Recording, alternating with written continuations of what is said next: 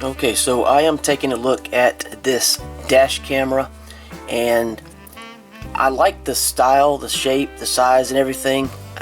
You can tuck it away really well. For my particular use in my car, it creates massive reflections when it's close to the glass.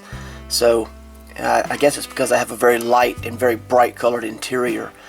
But my only real issue, I guess, if you want to call that an issue, because for most people it's going to be an issue, the 720p recording. When a car is in front of me, I can't really make out the license plate too well, which means, you know, it's not as effective in terms of if a situation occurred where you need the detail.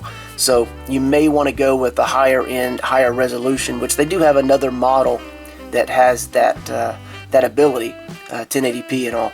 So with that said, other than that, I mean, the pictures look pretty good, and the video looks pretty good otherwise. And I really like the gesture control as far as taking an, you know, a photograph, a picture. So that's really nice. So just a real quick overview. Of course, this is the box here that it comes with, and that sound you heard was the gesture control because the camera's powered on. This is a little super user program, review card, and warranty card, which is kind of cute, you know, I guess shaped like a car. It's kind of cool. And then you have a little user manual. So it's actually very easy and very simple. So 1280 by 720, 30 frames per second. That's going to be what you're going to get as far as video. It's going to be MP4 format, so that's nice, easy to work with. And you do get JPEG images. You can do a 64 gig or below class 10 card. It comes with a 16 gig card, which is really nice, and it's very simple to operate. You get an additional 3M adhesive pad to put on the bottom, and looking at the camera itself, you can see the rotation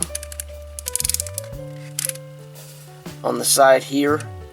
You've got a little reset, your micro SD card slot, and then you have the actual micro USB plug. You have a very long cable, and it comes with this charger for your car, and it has both a 1 amp and a 2.1 amp output, so you can actually charge your phone, and it's not going to be a super slow charge, but it won't be the absolute fastest charge available.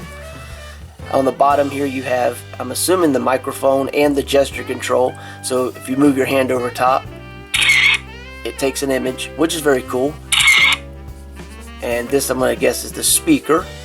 And then of course you have your lens and your mounting. So you can adjust things with this app, and here you've got track, which everything's reset on this, so you're not going to see anything.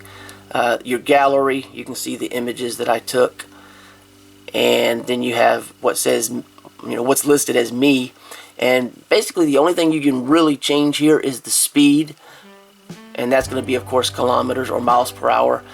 The other stuff is more informative, more information. There is a thing here that says note, and that will give you a little you know, information on using the little app program here. So for the car cam itself, you just hit open car cam.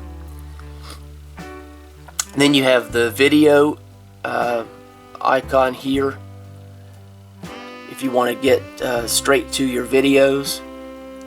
And then of course you can tap this button here to take the picture, and you've got the microphone, you've got the recording indicator, and you got the full screen. The nice thing here though is for the settings, they make it very simple. It gives you information there on the actual camera. I hit it back too far. You've got the voice prompt. You can make adjustments, mobile phone verification, and hardware decoding. These are settings that actually got an explanation right there if you you know, needed to know more about that. Sound recording, depending on how you prefer to adjust that. Language, it only gives you Chinese or English. So you've got conflict sensitivity, so you can actually adjust that on multiple levels, high, medium, low, or turn that off. And again, there is a little paragraph here explaining more about that. The gesture induction, so when you move your hand under the actual camera, so that's really cool. You can sync the mobile phone time, and it just successful.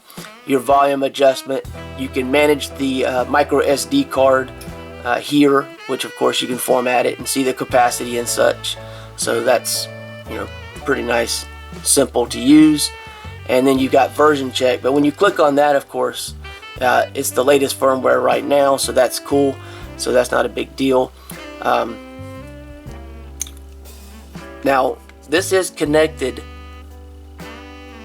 via Wi-Fi, so obviously when you're connected with Wi-Fi to this directly, you're not going to have access to other things with your actual telephone, because you're utilizing your Wi-Fi connection. So that's something to consider, and you're not going to want to use this while you're driving, so it's something you'll set up, you know, prior to the actual drive, which is fine. But I just wanted to show you this real quick. It's a very simple to use, and like I said, it looks okay. It looks, you know, pretty good, as long as you're not looking for specific detail. But most people are probably going to be doing that with the dash camera, looking for license plates, you know, and things like that. So what I'll do is I'll link to the Amazon listing, and there's actually a deal going on with this right now. Unless that it expires, you know, that link will also be available below the video. In addition to that, you can also check out some other links that are going to be below, because my videos are shot in 1080p at 60 frames per second, and this does not do 1080p, it does 720p. So what I'll do is I'll link some raw footage from the actual camera so that you can check it out. And I apologize, my car, I mean, it's just the way it is with the reflections in the car. It's just, that's how it's going to be. So apologize about that, but that's just how it is, and hopefully you'll still be able to get an idea of what you're going to be expecting with this. And again, you have a really long cable to work with, so that's a really nice aspect. Okay, so I appreciate you taking the time to watch this. Hopefully you find it useful, and again, you can find more details, deal currently on this camera where it's going to be slightly discounted. And other than that, I just thank you for watching, and I hope that you are happy with the quality of the camera. But you might want to look at their other model that does 1080p if you want to get a little better quality. Okay? Thank you.